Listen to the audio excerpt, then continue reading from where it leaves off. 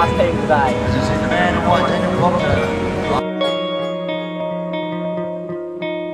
Stole from you stole from me. Do you like what you see? Do you like what you see?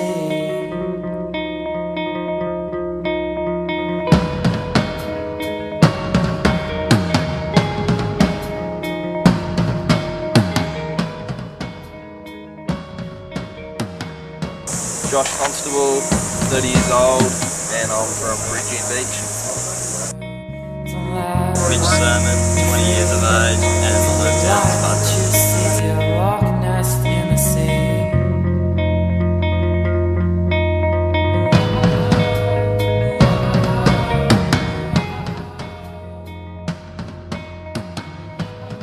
Yeah, I'm Harley Ingelby, 27 years old.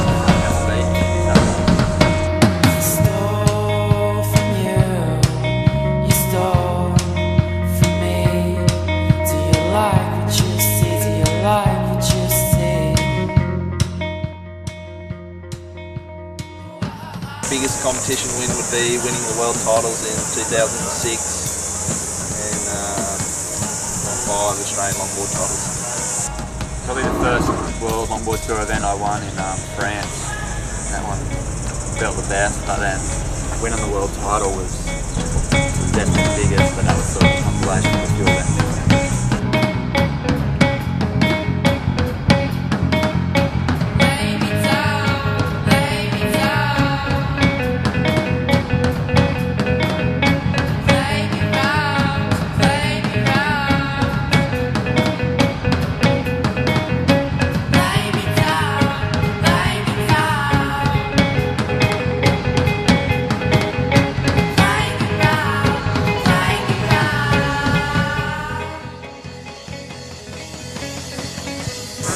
I've been competing in surf contests since I was probably 10 years old, 11 years old, just in board riders and just progressed from there. Probably competing since I was about 13, 14, but started on shortboard, then pretty much went to longboard about a year after.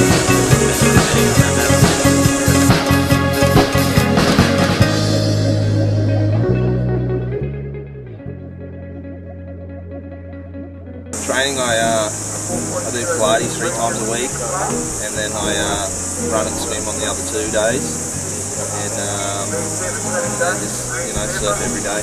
I don't really train too much. I just try and surf as much as possible all the time in all conditions, and not necessarily always on longboard. I just try and surf everything all the time. For a surf comp, I probably do a lot of running, a lot of cardio, swimming, kind of just get that down so you don't really get fatigued in your heats, and because you're usually surfing about 3 to 4 times a day, so you got to kind of keep your cardio up, and yeah. I guess coming to travelling to surf contests is, we get to see the world and experience different cultures and meet different people and get to surf some amazing waves. Crew. Really met so many good people all around the world. Yeah, I've just got friends everywhere now. I can travel pretty much. There's not many continents with waves that I can't go to without having friends to stay with. And, yeah, just getting to meet up with all these guys all the time at these events is just the best. I like coming to competition and see everyone and hang out and have a good time, but it's always good to do well and win a bit of prize money. In the world titles, it's 2-man. It's man-on-man heat, and in the LQS, what we're doing, it's 4-man heats of first round, second round, quarters, semi-finals, and then the finals. Are you alive? Are you alive? Are you alive? I guess my dad was, in the board riders and just progressed from surfing at the beach and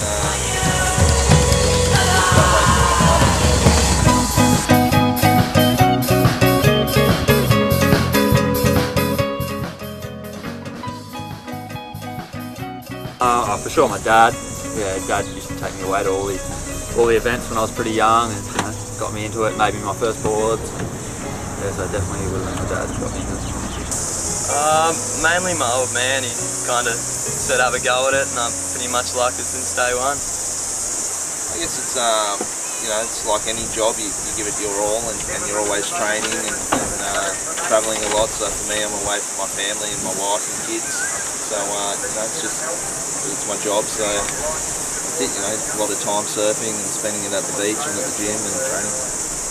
I don't know. I wouldn't say anything really stands out. It's surfing's one of those sports that just gives to you. It's not too many sacrifices. But I guess I could say that I didn't continue schooling into university and get a career and stuff, but I'm not really regretting that at all at this point. Like it's having the opportunity to chase my dream, and the thing I love the most and win a world title is not the best thing in the world. I've been so bummed if I didn't get that opportunity, so I haven't really had to make any sacrifices. Where's longboarding going is a hard one at the moment, because I don't think anyone knows. The sport was a lot stronger 10 years ago, and this year we don't have a world tour at this stage. But there's a lot of good surfers out there, and there are contests in Australia. But hopefully, with the sport pushing forward and progressive surfing, it's exciting to watch. We'll have to see. I don't know. I think it'll just keep progressing in the way it sort of has. Guys pushing for bigger turns and all the rest of it. Just similar to the shortboard thing, but in its own way. And then also, there's always going to be that traditional thing of riding nose riders and all that too. I think that's a really big part of the sport. It should always be there. Remember where the sport came from, but yeah, I think it'll just keep going. It's definitely progressed in the time that I've been competing, so I can't see it really changing anytime soon. It's tough times at the moment, but there's a lot of up and coming. Like Nic Jones is coming up, and you got a couple of the younger kids coming up, which is good, and you hope to see them staying with it. But at the moment it is hard, but I think it's got a good future. Hey, I'm Nic Jones from the Sunshine Coast in Queensland. After interviewing the pro surfers such as Harley Ingelby, who's my favourite surfer, Josh Constable, who's got more front covers than Barack Obama, Mitch, Surman, who I've grew up surfing with, he's amazing to watch. I realised the amount of effort you need to put into your surfing, how you need to push yourself so hard just to reach that maximum potential. After interviewing them, I had a later professional surfing event which I was flying over for this year, and sort of put their theories into practice and trained harder, worked harder with my surfing. As Mitch said, I trained hard and got my cardio up and got the right muscles built up. I made sure I had the suitable equipment. Luckily I got my classic Malibu sponsor shaper, and shaped me phenomenal boards, a quiver for all conditions. And so obviously I've got this board, this is my high performance board, and I've got other ones which, different in different waves, better in smaller waves, better in bigger waves, everything like that.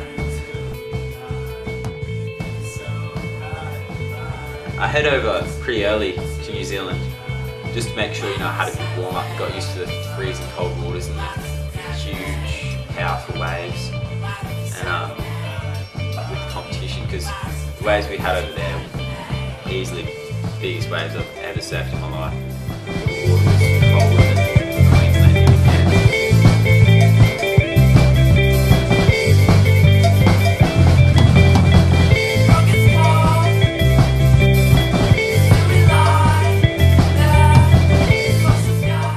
The competition was difficult.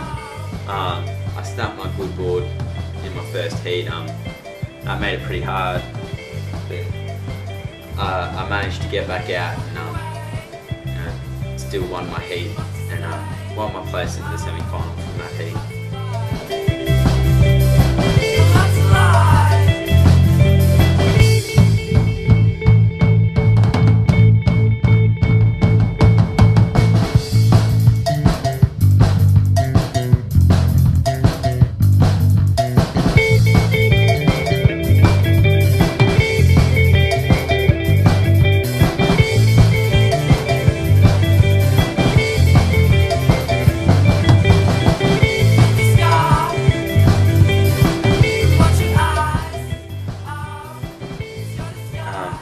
I've gained throughout the week.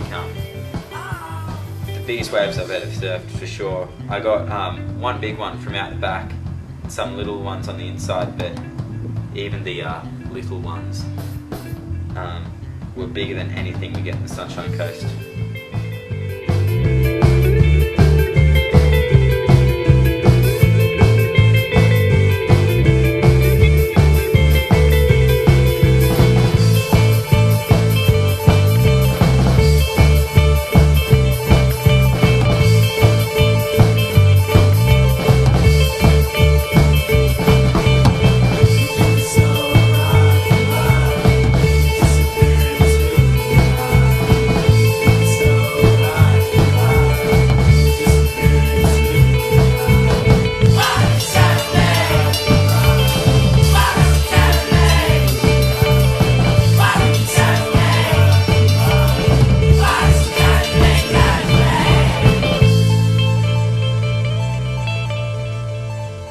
It was really fun to come over and compete in it. Mate. We expect to see the documentary too. We're looking forward to it. Ladies and gentlemen, our junior grand finalists here for Port Waikato. In 4th position was Joseph Stewart.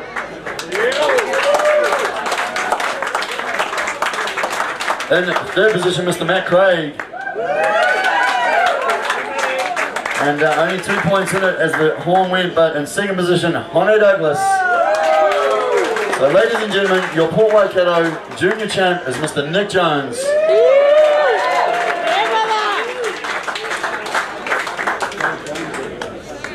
I'd like to thank Hyundai and Surfing New Zealand for putting on this pretty sick series. My little brother for filming, my dad for bringing me over for all the comps, and competitors, my board shaper, Classic Mel, and yeah, just everyone's been a great series.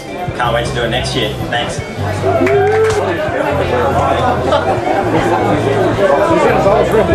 Alright, Nick, put the thing up.